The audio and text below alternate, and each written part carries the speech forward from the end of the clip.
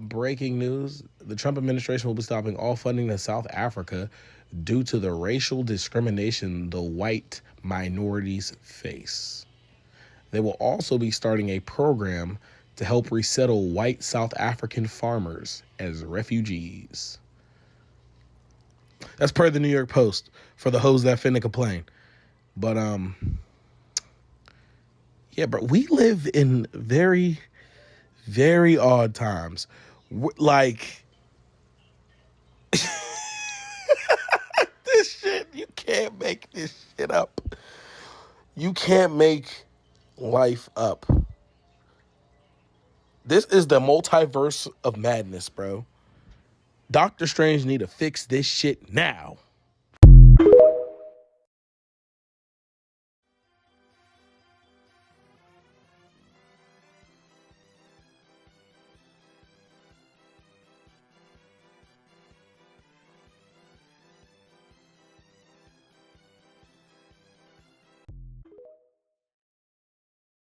Ah, look at that. So much for America first, huh, MAGA? Wasn't that the whole point of your whole little movement? Because thus far, he's prioritized everything but America. Now, we're going to be resettling a bunch of South Africans, go figure, of European descent. How that's legal, I don't know. But I guess it never really was about immigration, huh, MAGA? Now you're just completely cool with footing the bill for a bunch of South Africans. You're also completely cool with footing the bill for a 15-year resettlement program of Gaza so we can build a nice little beachfront resort for Israel, which is one of the more ironic things coming out of the group who is literally chanting Jews will not replace us just a few years ago. Now it's you want to build Israel a beachfront resort while we're paying for their free healthcare, free education, on and on. Meanwhile, our inflation is absolutely spiking, up 1% from where it was a month ago. Our stock markets are collapsing, and prices are about to skyrocket as a result of all this spending. So when exactly is it going to be America First, MAGA? Because absolutely nothing being done has helped a single American thus far. Sorry, you getting to say slurs isn't really helping anything. Doesn't help the economy. You know what I mean? So I'm just curious, when does the good stuff start happening?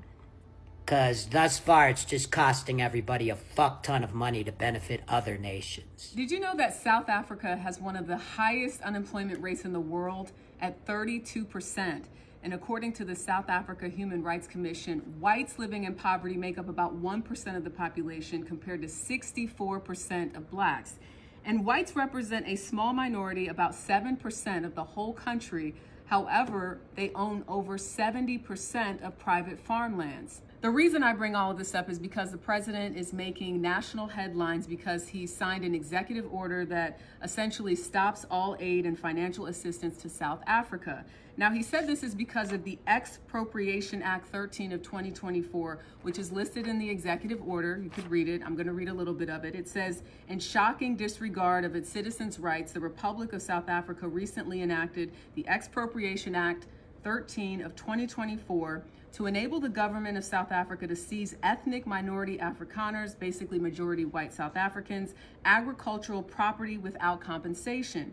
Now, this act, according to this executive order, follows countless government policies designed to dismantle equal opportunity in employment, education, and business, hateful rhetoric, and government actions fueling disproportionate violence against racially disfavored landowners.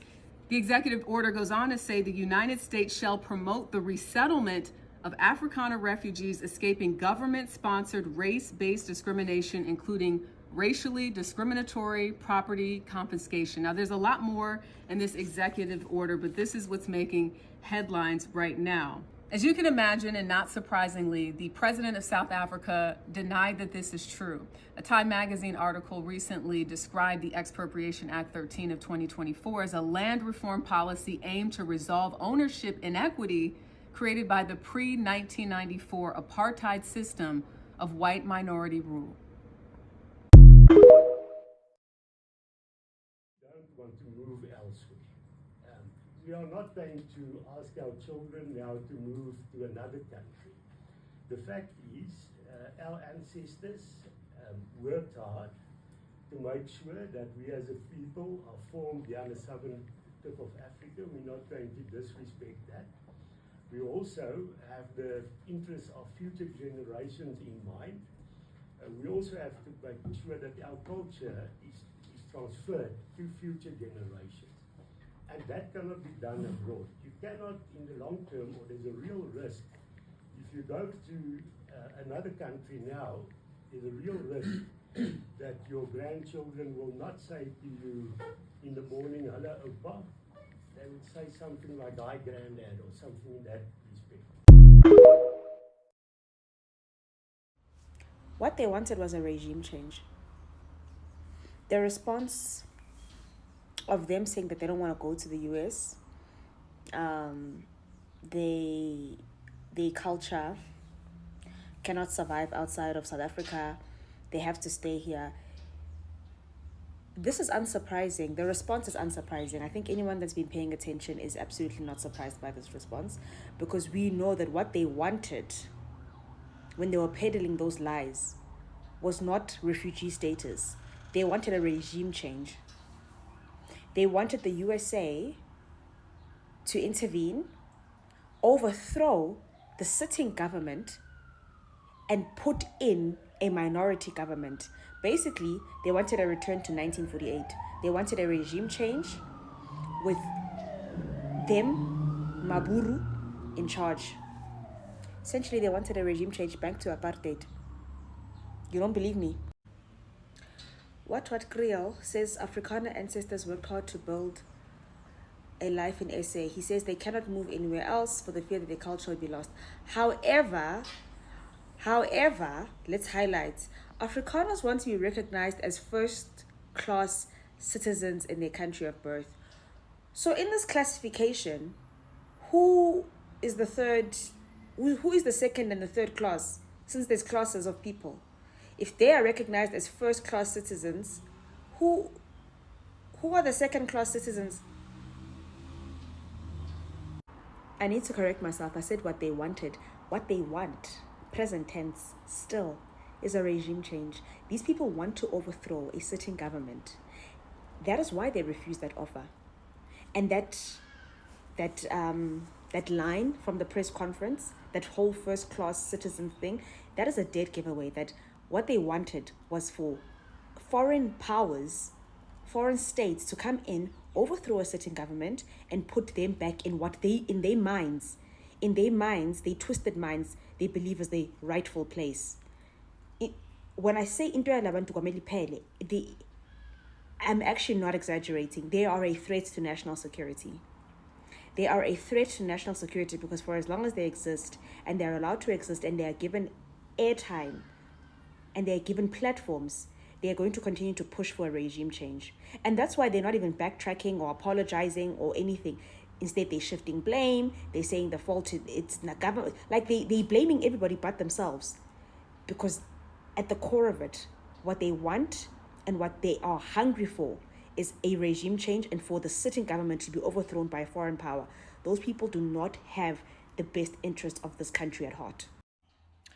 And what happened to the AWB needs to happen to AfriForum, because AfriForum is in fact, and someone already said it, a couple of people actually said it in my other video, that they are no different from the Afrikaans, what are they called again? AWB, Afrikaanse Weerstandsbeweging, I think that's what it stands for. But that hateful organization, more commonly known as the RVB or AWB, this cabal, AfriForum, needs to go gently into the good night, the way that the AWB just lost relevance. In fact, it seems as though the AWB shapeshifted, multiplied, and became AfriForum.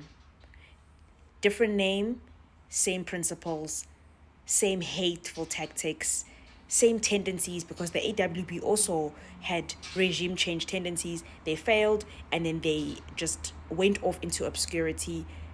Then they came back as AfriForum. So, at some point, you need to cut the head of the snake. I don't know where it is.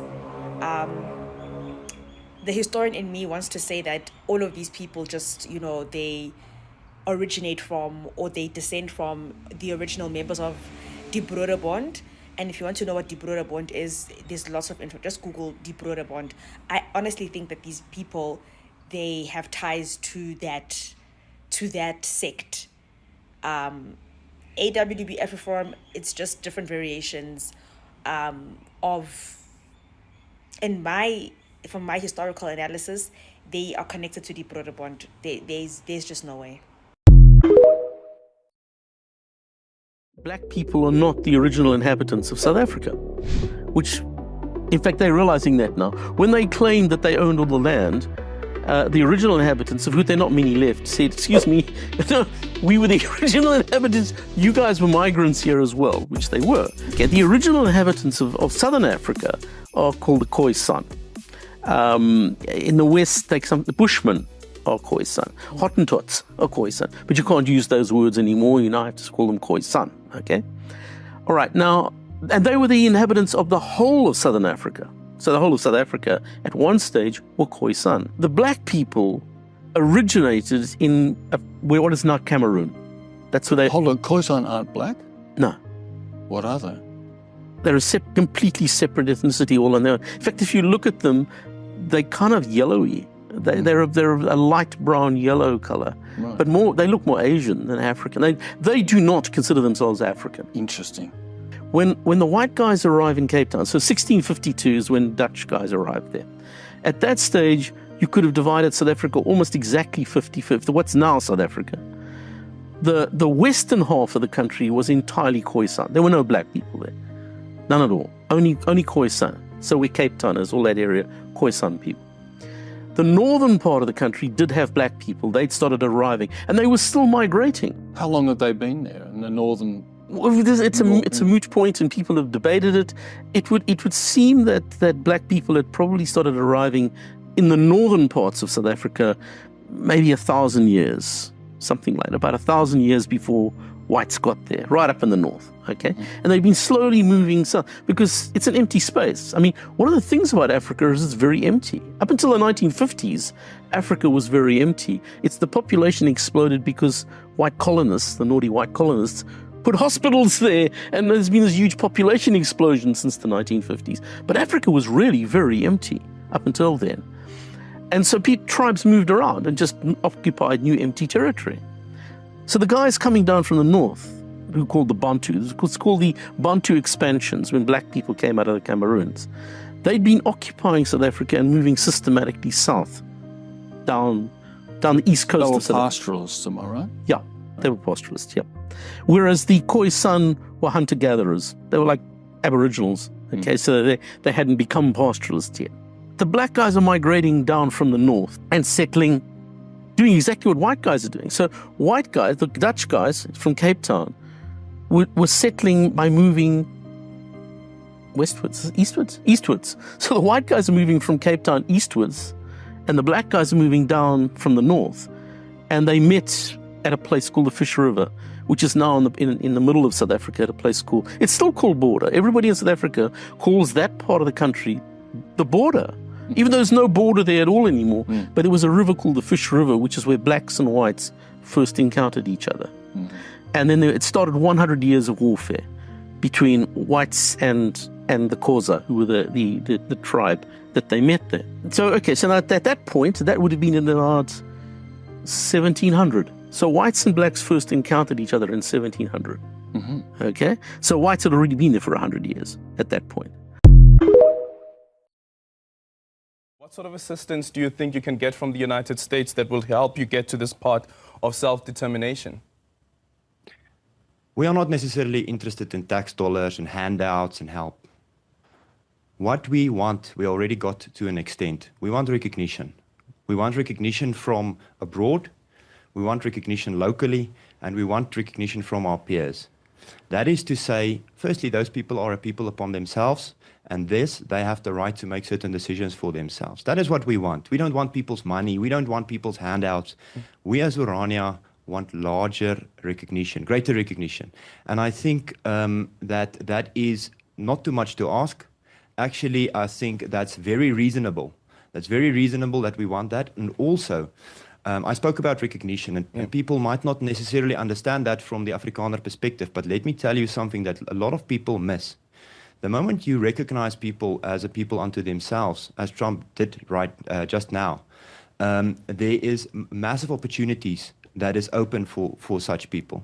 Now, if we go back and we say, if what Urania is saying is that they come from a long line of Afrikaners, people who are only at home in Africa, we cannot go back to Europe. We do not belong in Europe. We belong in Africa. So if people recognize us as part of this continent, as part of this country in terms of our history, a long history, more than 400 years. My great-grandfather came here in the 1650s. So for 400 years almost, we are part of this continent. If you acknowledge us as Afrikaners, you must acknowledge us as part of Africa, and we want to build a future for ourselves here, and that is the crux of the matter. So apparently the Trump administration is going to allow white South Africans to seek asylum because they're mad because the majority black population is standing on business and taking back a lot of the stuff that the white South Africans were able to essentially create on their shoulders during the apartheid state. I wish Americans would just stop this pretense that it's not about brown people. It's about brown people. And I'm so exhausted by it. Because, like, if you could just say that out loud, no one was for this when it was brown people from south of the border trying to escape violence. No one was for this when it was black Africans trying to escape violence. No one was for this when it was brown Middle Eastern people trying to escape violence. But it's white South Africans escaping, getting their, giant pieces of farmland and their mansions taken by the government that they only have because of long-term subjugation. Oh no! Will we please think of the rich whites? You're too loud with the subtext. Just say what you mean. Like, that's the part I'm so exhausted about. Just say what you mean already. Save us all the struggle of, like, having to do this back and forth. Because we already know, you clearly know. Just say the real thing out loud. Say it's about brown people. Say it's about brown people.